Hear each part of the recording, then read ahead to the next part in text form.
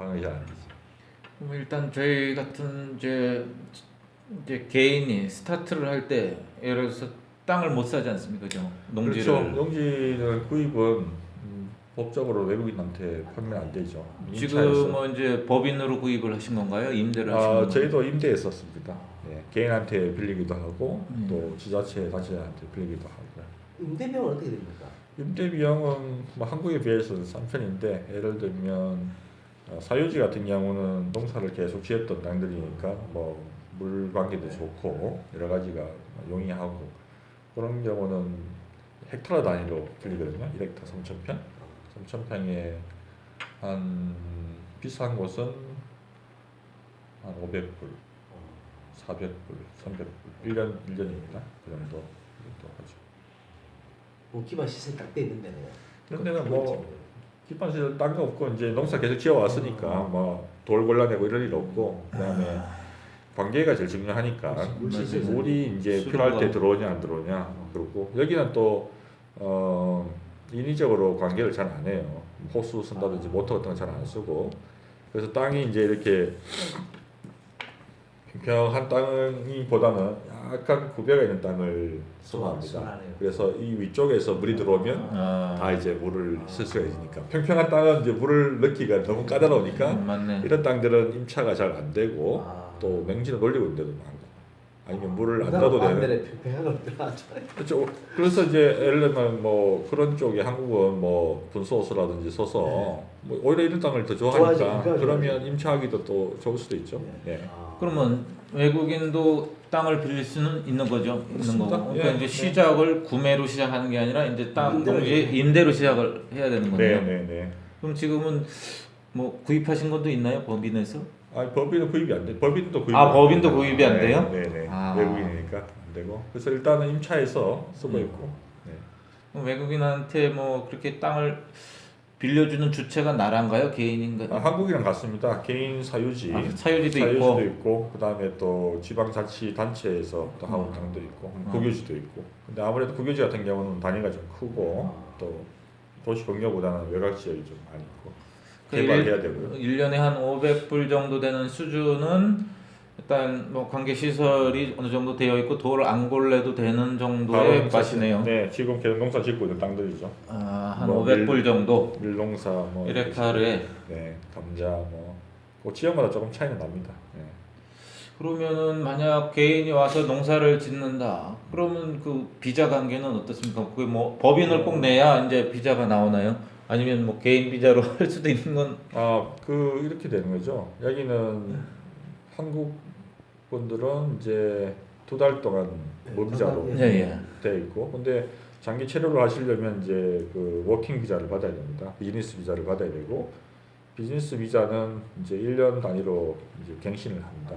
갱신을 하는데 어느 회사에 소속이 되어 있거나 아니면 회사를 또 만들거나 해서 내가 이 나라에 와서 이런 경제 행위를 하니까 나에게 비자를 주시오. 뭐 학생도 유학생도 마찬가지죠. 이 학교에 내가 입학을 하려고 하니까 입학이 되어 있으니까 비자를 주시오. 이런 식으로. 그래서 저희 같은 경우는 이제 농업법인을 만들었죠. 그래서 이 회사를 제가 가지고 있으니까 이 회사에서 일을 하고 있으니까 그걸 근거로 노동 허가증을 받고 노동 허가증이 있으니까 또 비자를 신청하고. 그래서 1년마다 갱신하고 저희 가족들은 이제 제가 그 비자를 가지고 있으니까 가족 비자가 나와서 또 하고. 그러면 개인이 만약 법인을 설립하지 않고 그 워킹 비자인가를 그걸 받을 수 있는 방법이 있나요? 그러면 여기에 있는 사업자 등록을 한다든지 뭐. 그렇죠. 사업자 등록을 한다는 게 결국 이제 회사를 만드는 거잖아요. 하거나 아니면 여기에 있는 일반 회사에 취업을 해야죠. 취업을 하면 한국이랑 마찬가지로 이제 보험 들어가야 되고 자격이 되는 것입니다. 법인을 만들려면 그는 뭐 정관도 있어야 되고 뭐 절차가 좀 까다롭지 않나요? 그렇지 않습니다. 한 일주일 정도면은 뭐 서로 다 표준 정관들이 있으니까 그렇게 해서 무엇을 가장 중점적으로 하는가만 정확하게 입지를 해서 그렇게 하면 여기도 부가세 같은 건 면제됩니다. 농업법인들은. 법인세요? 네, 그 부가세. 농산물에 대해서요? 네, 판매세 이런 것들은 혜택을 받죠. 소득세는 내야 될 거 아니에요? 소득세는 내죠. 부가세 네. 그건 똑같네 한국이랑. 네. 그럼 개인적으로 시작할 때 그러면 뭐 법인을 만들어서 하는 게 좋은가요? 아니면 개인이 뭐 들어와가지고 뭐 사업자 등록증을 내든 뭐든 해가지고 어떻게든 여기 서류는 네. 뭐 영어로 제출하나요? 아닙니다. 여기는 킥스로. 이제 러시아지. 러시아 말, 여기 러시아 말하고 네. 키르기즈 말 두 가지 언어를 둘 다 쓰거든요. 이제 모든 서류는 그렇게 작성을 해야 되고 뭐 그거는 해주는 데가 많이 있으니까 어렵지 아. 않고 다만 이제 그 전에 어떤 플랜을 가지고 할 것이냐 이게 중요합니다. 그래서 성급하게 뭐 하실 필요는 없다 생각이 들고 이제 여기는 한국 대사관도 있고 또 먼저 나와 있는 분들 또 사업하시는 분들도 계시고 어떤 분은 또 좋은 분도 있고 어떤 분은 안 좋은 분도 많아요. 그래서 개인을 보고 하면 일이 굉장히 어렵습니다. 그래서 그 안내하실 분이 거의 다 행정이나 언어나 이런 것들을 안내할 텐데 그분이 만약에 엉뚱한 길을 안내를 하면 엉뚱한 길로 가는 거예요. 그게 사실 비일비재하게 많이 일어나는 일들이고 지금은 이제 대사관도 있고 여러 가지 공적인 기관도 있으니까 성급하게 결정하지 마시고 일단 시장 조사를 충분히 하시면 좋겠어요. 그래서 어떤 부분인지 직접 생산을 할 것인지 아니면 제가 말씀드린 것처럼 어떤 농민들이 잘 생산할 수 있도록 도와주고 아니면 그러면서 수익을 만들 것인지 뭐 이제 아이템을 잘 선정하셔야 되겠죠. 그리고 지역도 잘 선정을 해야 돼요. 그 다음에 그런 것들이 다 갖춰지고 바탕이 되면 이런 목적을 달성하기 위해서 어떤 순서로 하는 것이 좋을까? 그렇게 이제 접근을 하셔야 됩니다. 저도 이제 그런 경험들 가지고 있으니까 이제 말씀드리고 대부분들은 이제 그렇지 않고 뭐 여기도 사실은 하나의 큰 국가지 않습니까? 그래서 국가의 그 질서나 운영 방식이 있으니까 거기를 잘 섭렵한 다음에 하면 되는데 그냥 뭐 못 사는 나라니까 뭐 다 될 거야 만들기만 하면은 뭐 다 대박이야 뭐 이런 것도 사실 별로 없습니다. 다 사람들이 정하기 때문에 그래서 시장조사 충분히 하시고 어떤 리스크가 있는지도 꼼꼼하게 따져봐야 돼요. 리스크 제가 생각했는 것보다 100개만 더 나오면 그 사업 나가는 거거든요. 그렇지 않습니까? 특히나 이 농업은 뭐 불확실성이 많다고 하지만 사실은 불확실성을 줄여 나가는 방식으로 구조를 짜야 일이 이제 수익이 나고 또 여기서 보람이 또 생기는 것이고. 그러면은 일단 뭐 이제 시작하는 것보다 뭐 좀 상황 파악 먼저 하는 게 네. 뭐 모든 사업은 다 마찬가지인 것 같은데 네. 그러면 그 상황 파악을 하려면 여기 와서 살아야 되는 건가요? 아니면 뭐 저희가 한국에서 뭘 해야 되는 겁니까? 그럼 뭐 이제 오실 분들이 다 다른데 여기 와서 사는 거에 살아야 되는지. 제일 좋은 거는 모든 책임은 본인이 진행이 제일 좋아요. 네. 이제 누구한테 일임을 하고 대행자가 있어서 그분이 이제 이심전심 마음이 같으면 제일 좋지만 여기 현지에. 그렇지만 그게 그 개인 마음도 아침이나 저녁이나 다르지 않습니까? 아침에는 뭐 이렇게 했다가 또 저녁 때부터 딴 생각이 나다가 한국도 그럴진데 이 외국이라는 낯선 환경에서 내가 생각한 이상으로 누군가가 앞서서 뭔가를 해주지는 않거든요. 그렇지 않습니까? 그래서 조그만 창고를 업을 하든 아니면 유통업을 하든 아니면 가져서 한국에 뭐 묘목을 뭐 팔든 간에 본인이 이제 확신이 있으면 그 확신대로 하고 그 책임도 본인이 지고 그러면 이제 후회가 별로 없어요. 근데 보통은 이제 여기에 나보다 언어도 잘하고 행정도 잘하고 뭐 말도 잘하고 이런 사람들한테 인베스트 돈만 투자하고 자 그럼 계산해 보면 딱딱딱 좋아 뭐 몇 대 몇을 하자 뭐 한국에서는 제일 편하잖아요 사실은. 근데 돈만 이제 던지고 앉아있으면 되거든. 그리고 이제 뭐 주식 그 차트 오르듯이 뭐 이야기만 듣고 있다가 가을에 와서 보면 생각했던 안 되는 경우도 많이 있겠죠. 그러면 그분대로 열심히 했을 수도 있고 아예 처음부터 그게 아니라 다른 목적이었다면 그 책임은 이제 그때 가서는 이제 후회만 나겠죠. 그래서 그런 방식들이 크니까 한국에 있어야 되냐 여기 있어야 되냐 그게 중요한 게 아니고 어떻게 이제 사업을 구상을 하고 굳이 한국 아니고 여기 와서 뭘 하려고 하면 한국은 경쟁도 좀 치열하고 규모도 이제 뭐 크게 할 수 있는 하려면 뭐 이것도 갖춰야 되고 저것도 갖춰야 되고 뭐 허가도 받아야 되고 하지만 여기는 그냥 땅에서 뭔가를 해낼 수가 있으니까 그러면 여기에서 할 때 내가 어떤 역할을 해야 될까 내가 자본을 최소화시킬 방법이 뭘까 아니면 남들 하지 않는 것을 지금 여기서 요 아이템만 가지고 내가 해서 경운기만 가져와서 팔아가지고 내가 농민들한테 도움도 되고 나도 도움이 되자.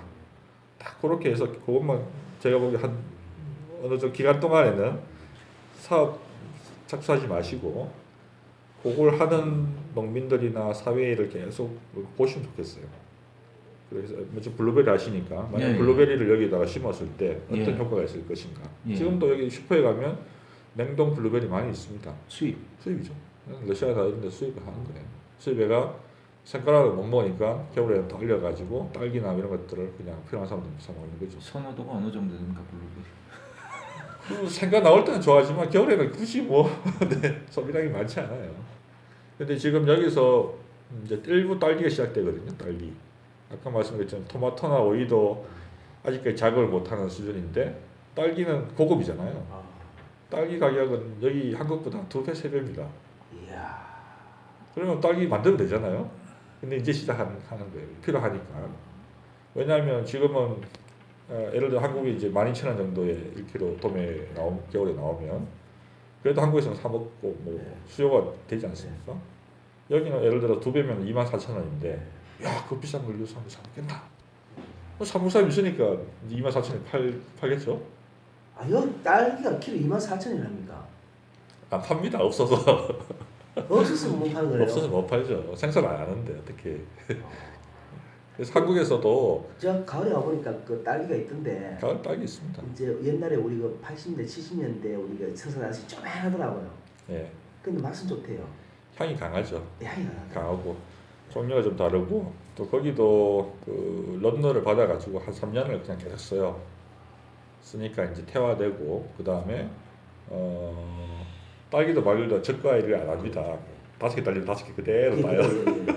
항상 보면은 야 2개 꺾어라. 그럼 3개 더 커질 건데 여기는 이제 그런 게 별로 없습니다. 그러니까 일은 많고 품질은 안 좋고. 근데 거기서 똑같이 한국 딸기 뭐 이런 뭐 툭툭 만들어내면 네. 지금 알마티 러시아 이쪽에는 가격이 더 좋습니다. 그러면 일단은 뭐 이제 시작을 좀 뭐 자세히 알아보면서 한국이든 뭐 그렇게든 사업 아이템이 중요하다는 결론 좀 거네. 결국 뭐 시장 조사, 시장을 잘 이해를 하면 시장에 내가 대한 이해가 먼저고. 내가 할 수 있는 게 뭘까? 예. 뭐 다 할 수는 없는 거 아닙니까? 그래서 뭐 아예 뭐 유통만 하겠다, 아니면 가공을 하겠다, 그러면 뭐 창고를 하겠다, 아니면 직접 생산을 여기 아무도 하지 않는 딸기를 생산해서 가격 좋으니까 딸기를 생산해야겠다. 그러면 하우스를 아까 제가 말씀드린 것처럼 우즈벡 하우스를 싸게 해서 지을 것이냐, 한국에서 돈 좀 들여가 그래도 가져와서 한국이 뭐 고령 딸기 똑같이 여기에서 뭐 기호는 좀 다르겠지만 그렇게 해서 한번 생각해 보겠다.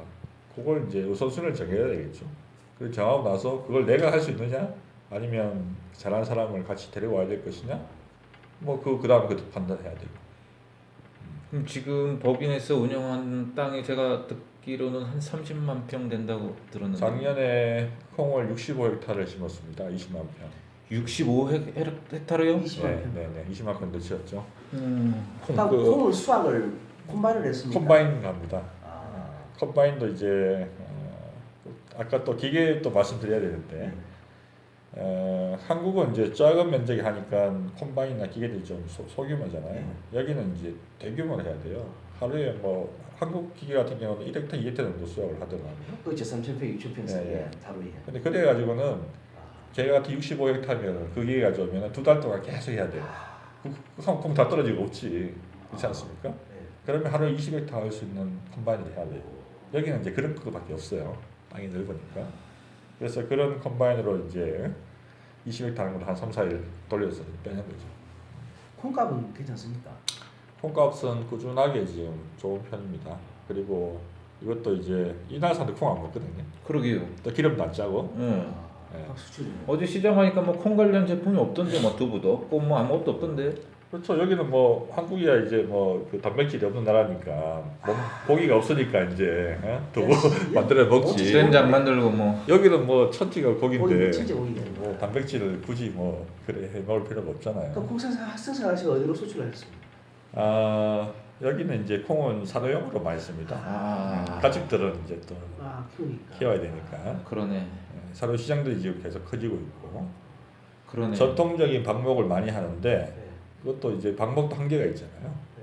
그리고 가능하면 빨리 살찌어서 비육을 시켜가지고 빨리 내놓는 것이 훨씬 효과적인 건 아니까 그런 사료 산업들이 이제 조사료 사업도 괜찮겠네요. 형성되고 있습니다. 네, 그래서 그렇고 가축들 많이 먹이니까. 이 나라도 뭐 언제까지 끌고 다니면서 키울 거는 아닐 거 아니에요, 그죠? 언젠간 뭐 예, 잡아놓고 키울 텐데. 대다수는 지금 어쨌든 뭐 많이 이제 그렇게 방목을 많이 하죠.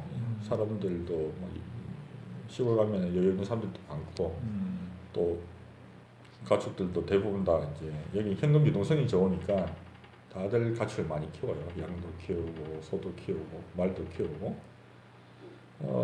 그 저비용으로 이제 뭐 가다 먹이면 사실 돈을 많이 들어가니까 그냥 천지 풀이고 산이고 하니까 계속 뜯어 먹이고 돈 안 들잖아요. 예. 대신에 이제 적게도 벌고 근데 이제 조금 규모 있게 하는 분들은 가둬서 사료 농사 지어가지고 이제 갖다 먹이고 빨리 키워 또 회전이 빠르죠 당연히. 아까 저 법인에 대해서 이제 질문을 하다. 그럼 지금 법인 그러면은 한 30만 평은 땅은 맞나요? 그 정도 네. 운영하시려면 한 직원은 한 몇 명 두고 1년 경상비 그러니까 네. 들어가는 돈이 어느 정도 되고 네. 경상비 대비 수입이 한 몇 프로 정도 되고 우리나라는 이제 조매출 조수입 조매출이라 그러는데 농산물 어느 가격이 아주 뭐 한국하고 가격을 할 정도는 아니고 여기 이제 수준인데 그리고 한 달 뭐 상권 직원들은 정해져 있고 몇 대부분은 분? 농사 지을 때 필요한 인원들을 이제 정기직이 아니고 또 그렇죠 농번기에 농번기에만. 좀 차이 나는 것이고 그리고 그 정도 규모면은 농사할 때 콩할 때 사람이 들어가서 하는 일은 없습니다. 그냥 일단 파종부터 땅 조성하고 파종하고 뭐 제초하고 비료 뿌리고 수확하고 다 이제 대형 컴바인 대형 트랙터로 이제 일을 하는 것이죠. 그래서 그 전체를 컨트롤하는 매니저 정도는 제가 고용을 해서 작기마다 이제 농사 65헥타 그러면 모든 것 일체를 책임지고 뭐 관수도 하고 뭐 필요한 부분들을 요청하면 또 회사에서 비용을 지불하고 뭐 그렇게 하고 있죠. 그래서 유동적으로 인원들을 하고 있고요. 근데 기본적으로 통역이나 이런 계속적으로 해야 될 부분들은 상관을 하고 있고. 그러니까 이제 농업이 이게 경상비가 많이 들어가는데 만약 정규직 직원을 좀 고용을 안 하시고도 운영이 된다는 거네요. 지금- 작게 있는 고용을 하죠. 작게는 하고. 그러니까 작게만 작기가 농번기에만. 이후에는 이제 필요한 행정 요인만. 그러니까 이제 뭐 365일 정규직으로 고용한 인원은 없고. 네, 그렇죠. 예. 뭐 겨울 6개월 예. 또. 그냥 회장님 혼자 다 하시는 건데 이제 네. 비수기에는 네. 그럼 크게 뭐 고정 비용이 많이는 안 들어가겠네요. 그렇죠. 뭐 처음에 장비 사고 이런 부분들은 뭐 다 계속 유지되는 그러니까 아니 것이니까. 고정 그런 거 빼고 그냥 그걸 뭐랄까 이제 매월 들어가는 빠져나가는 돈이 네, 저희도 예, 뭐 크게 직원을 고용을 안 했기 때문에 예, 크게 그거는 안 빠져나가기. 큰 규모로 하는 게 아니라서. 예. 그리고 저희 회사도 이제는 아까 말씀드린 간접 생산 방식으로 전환을 하고 있어요. 저희가 계속 콩을 뭐 65헥타, 650헥타 짓는 것은 큰 의미가 별로 없어요. 왜냐하면 주변 사람들이 지금 보리나 밀 농사를 많이 하는데 보다는 콩 농사가 훨씬 부가가치가 높아요. 그렇지만 이제 콩에 대한 재배 기술이 별로 없고 경험이 별로 없어서 지금 콩을 시작한 지 얼마 안 됐거든요, 이 나라도. 이제 길어봐야 한 10년 정도 돼 있고 그다음 이제 옥수수 지금 많이 하고 있고 그래서 사람들이 이제 그런 데 대한 관심들이 많으니까 그래서 그걸 할 때 필요한 농기계들 예를 들면 이제 아까 말 수확기도 얘기했지만 이게 70년대 수확기가 아직도 돌아가요. 완전 막 고철 같은 것들 그러면 로스율이 한 20% 이상 되거든요. 엄청나지 않습니까? 근데 좋은 기계들 가져와서 이 수매 대행을 하는 일들 이런 일들은 사실은 한국으로 따지면 농기계은행 뭐 이런 거 되나요? 그런 일들을 하는 것이 저희 회사에도 안정적인 수익을 가져올 수 있고 농민들한테도 실컷 농사 지어가지고 20% 땅에 흘리면 그거는 파종하는 거랑 마찬가지잖아요. 그런 쪽에 이제 관심을 갖고 그런데 관심을 두고 저희는 지금 이제 그 회사 운영을 좀 짜고 있고요. 예. 투자 유치하고 이제 그 농기계은행을 어떻게 운영할 것이냐 또 수확하고 콩을 선별하고 정산하고 하는 이런 그 시스템이 안 돼 있더라고요. 정산 시스템이 안 돼 있죠. 중간중간에 있습니다. 있는데 그게 이제 양끝 없는 거죠. 그래서 모든 농민들이 그걸 수확만 하면 알아서 뭐 돌아가는 구조가 아니고 그것도 이제 순서를 맞춰야 되고 여기서 일이 끝나 뭐 차에 있으면 못 하고 기다려야 되고 그러다 보면 또 조금 손실되고 창고도 그냥 헛간에다 넣어놓고 있는 사람도 있고 여기 있는 사람들은 정통 다 해가지고 사일로에다가 다 넣는 사람도 있고 그러면 사일로는 그걸 정선하고 선별하고 보관하는 비용을 받으면서 또 운영하는 사람도 있고 그게 이제 양끝 없는 거죠 사실. 그러면 지금 법인에 참여하신 뭐 이사분들은 한국 분들이 대부분 저는 조그맣게 했습니다. 처음에 한국에다 농업해서 법인을 만들었고요. 그리고 여기다가 이제 자회사를 만들었죠. 그래서 그래야 한국에서 이제 투자금을 보낼 수가 있고 그러니까요. 안 그러면 뭐 개인이 이렇게 그 돈을 들고 다닐 수는 없잖아요. 투자 설명 같은 걸 어떻게 하냐 제가 궁금해요. 그래서 뭐 사실은 저기 뭐 투자를 받으셔야 될 거 아니에요. 뭐, 근데 사실은 이제 그게 가장 어려운 부분이고 뭐 관심 있는 분들이 물어보면 제가 답변해 주는 거지. 저는 제 능력 안에서만 조금씩 해요. 제가 적극적 투자를 받아서 일을 하려고 그런 스타일이 아니고 한국에서는 아니, 장비 업을 하시려면 돈이 굉장히 많이 들어갈 텐데. 그래서 뭐 일단은 뭐 작업 형태로만 조금씩 하려고 하고 있고 이제 한국에서 키르기스탄도 잘 모르고 키르기스탄에서 농사 짓는 것은 더더욱 힘들고 힘든 거죠. 투자 받기가 쉽지 않을 텐데. 그래서 그걸 저도 이제 오픈해서 이제 많은 분들 투명하게 하면 좋지만 그거 설명하고 설득하는 게 너무 힘든 일이에요. 그러게요. 그래서 진짜 관심 있는 분들이 오시면 현장 다 보여드리고 그래서 본인들이 그러면 자기도 좀 해볼 수 있으면 좋겠는데 혼자 또 와서 또 뭐 회사 만들고 뭐 이거 어렵잖아요. 그래서 그런 일들은 누군가 해주길 바라는데 그래서 저는 주로 이제 그런 일들을 그 한국인 지자체들이 좀 대응을 하면 좋겠다. 왜냐하면 제가 할 수도 있죠. 그렇지만 저는 개인이잖아요, 개인. 그러면 또 개인 대 개인 간의 거래나 이런 것들은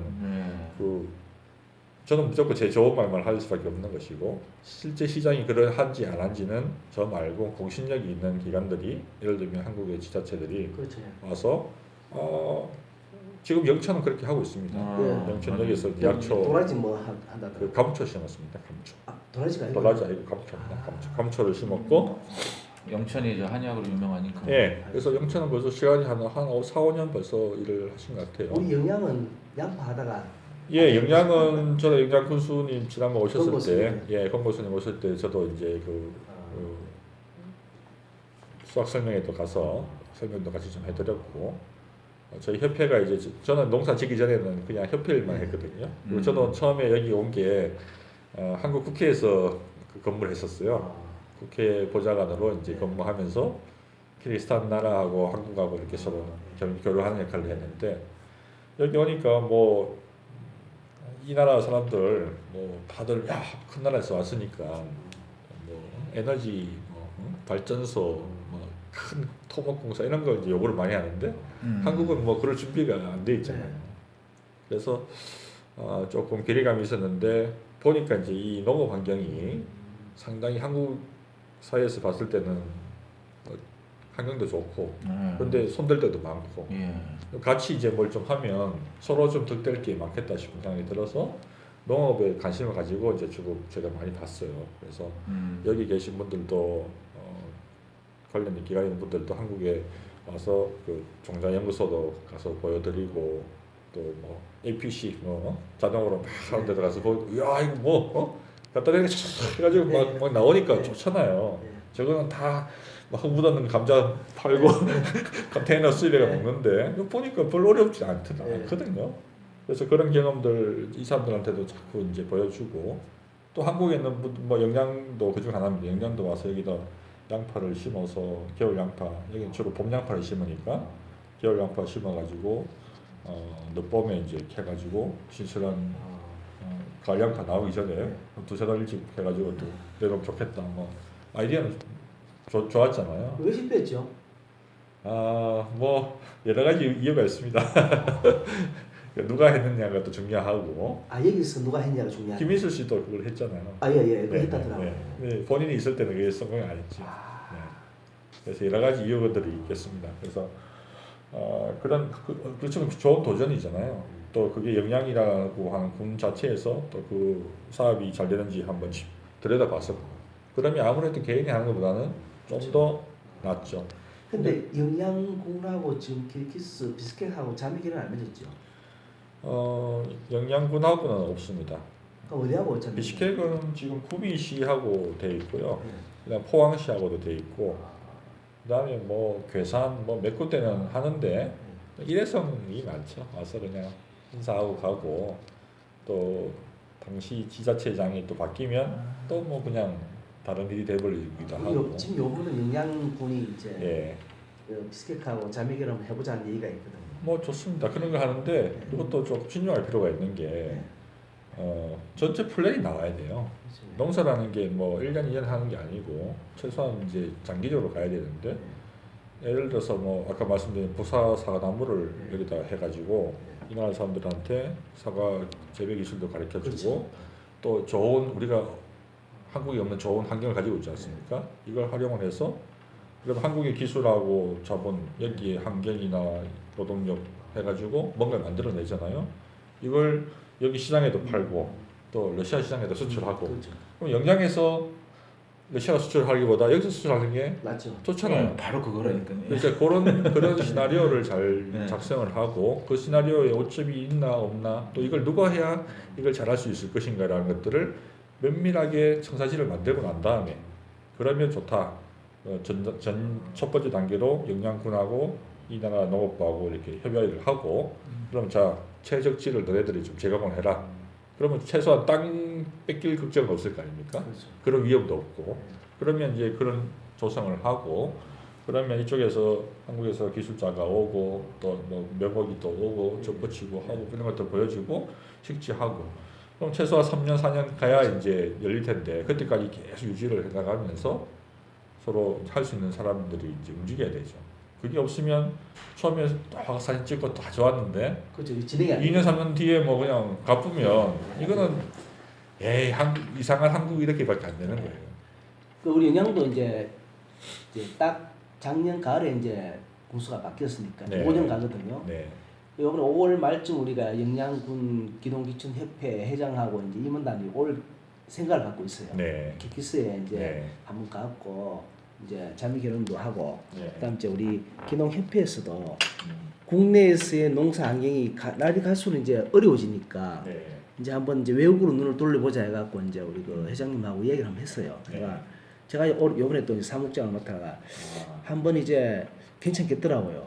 그러면은 이제 회장님 생각도 그렇고 부장 생각도 그렇고 한번 가볼만하다. 그래 한 5월 말쯤이나 늦어도 가을 올해는 한번 들어올 거예요. 들어가 한번 보고 그럼 오면은 또 우리 저 회장님하고 또 한번 네. 만나갖고 그래 하고. 좋습니다. 언제든지 그렇게 해드릴 수가 있고요. 그래서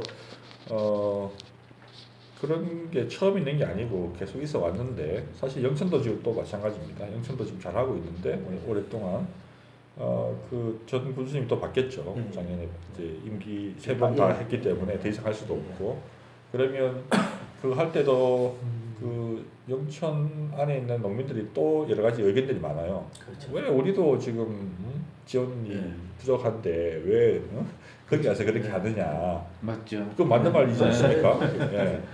그런 근데 말 안 이제 나올 수가 없어요. 네. 그런 설명들을 또 설득을 또 잘 해야 되고 근데 그게 지자체 단체장의 의지가 다르면 그러면 또 그렇게 가면 그동안 했던 것들도 다 문을 닫는 거예요. 그러면 거기 지금 잘하고 있는 것들 뭐 이런 것들이 자발적으로 막 시장에 돌아가면 좋은데 잘 안 될 수가 있겠죠.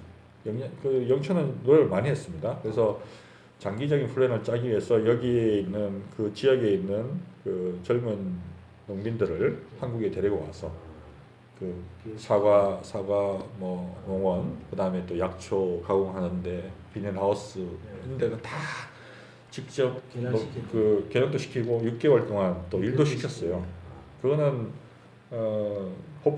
그 한국 고용법에 의하면 그게 안 맞는 거지만 자치단체가 개런티를 하고 이 친구들이 와서 이제 보고 몇 명은 또 잘 안 하는 친구도 있지만 어떤 친구는 야, 나 이렇게 기술 배워 여기 와서 그렇게 할 거야. 그러면 여기서 할 때 자본이나 부족한 것들은 또 이쪽 회사에서 또 지원해 주면 되잖아요. 그러면 한국에서 사과 농사하시는 분이 자기 농장에서 잘 배운 이 친구를 매니저로 삼아가지고 여기다 하는 거죠. 이 친구는 여기 가서 땅 빌리고 하는 거 아무 문제가 없지 아무 문제 않습니까? 없죠. 자기 나라 사람이니까. 그러면 서로 간에 이제 신뢰관계가 생기고 그렇게까지 하는데 벌써 몇 년이 필요한 거예요. 그렇죠. 그렇게 해서 이제 사과를 잘 심어가지고 필요하면 전량 이제 뭐 농축해가지고 한국 가져갈 수도 있고 그런 계획들을 가지고 있습니다. 그래서 그 정도까지 플랜을 쭉 짜려면 5년, 3년, 1년, 뭐 10년 어떻게 우리가 이제 그리고 지자체가 처음에는 아웃라인을 만들어주지만 실질적으로는 개인이나 회사가 그렇죠. 계속 가져가야 돼요. 처음에 개인이나 회사들이 너무 모르는 데 와서 뭔가를 하기가 쉽지 않으니까 그것들을 지자체가 울타리를 잘 만들어주면 그 다음에 와서는 시장에 돌아가는 방식대로 만들어서 가야 되는 거죠. 그래서 그런 설명들을 제가 충분히 해드릴 수가 있고 그리고 모양새를 갖추기 위해서도 여기 있는 개인 말고 여기 있는 지자체나 아니면 농림부나 왜냐면 이 사람들도 한국 기술을 받아들이고 싶어 하니까 그래서 모양을 잘 맞춰가지고 서로 명분도 챙기고 또 실리도 챙겨가지고 여기도 일자리 만들어주고 한국에서 과잉 경쟁이라든지 그렇죠. 아니면 규제가 많아서 못하는 일들을 여기 이제 친환경 사업 같은 경우는 충분히 여건이 좋잖아요. 그래서 옆에 농약 치는데 우리 안 치면은 뭐 한국에서는 문제가 생길 수도 있지만 여기는 뭐 자유 없잖아요. 그래서 그렇게 만들어서 팔로를 또 어떻게 할 것이냐 이걸 뭐 내수에 풀 거냐 아니면 러시아에 있는 시장으로 여기 그 기차 타면은 2박 3일 하면 가니까 실어 보낼 거냐 아니면 항공기로 뭐 딸기를 생산해가 뭐 4시간 만에 모스크바로 날려 보낼 것이냐. 한국은 지금 경남 쪽에서는 딸기를 블라디보스톡이나 러시아로 보냅니다. 그래서 홍콩도 가고. 근데 러시아까지 보내도 그게 그런데 이제 이 비싸구나. 러시아에서 딸기가 비싸네. 딸기 비싸죠. 비싸고 또 블라디보스톡은 한국에서 뭐 한 시간 반 하면 가요. 네. 그러니까 거기는 가능한데 모스크바는 비행기 타고 한 10시간 가야 되니까 한국에서 가기 어려워요. 어렵죠. 그러니까 여기서 가야지. 그래서 여기서 생산해서 가면 되는 거죠. 그래서 그런 그 작전, 땅은 외국 땅이지만 생산 방식이나 기술이나 이런 것들을 한국식으로 만들어서 환경을 빌려서 여기서 생산해가지고 소득이 생기면 여기도 세금 내고 또 주변국 수출하고 그럼 여기도 무역 수지가 좋아질 거 아닙니까? 그렇죠. 그리고 그 수익의 일정 부분들은 또 한국에 있는 법인으로 또 돌려보내고 그러면 거기에 필요한 한 자재도 한국에서도 수출을 해야 되니까 비닐하우스 짓는 분들도 뭐 영천이나 영양에는 또 많이 있을 텐데 그렇죠. 뭐 비닐 공장도 있고 많이 있잖아요. 그런 분들이 또 여기 와서 수출도 하고 그러면 결국은 뭐 지자체가 이제 여기도 투자를 지원을 해주지만 결국은 돈에 있는 그렇죠. 국내에 있는 기업들도 같이 먹고 사는 거예요. 지금은 딱 매번 똑같으니까 여기서 이제 막 뺏어먹기 하는 사람이지 않습니까? 하루 나눠 먹기. 나눠 먹기죠. 그러니까 지금 이제 법인에서 뭐 이제 한번 뭐 투자라고 설명하면 하여튼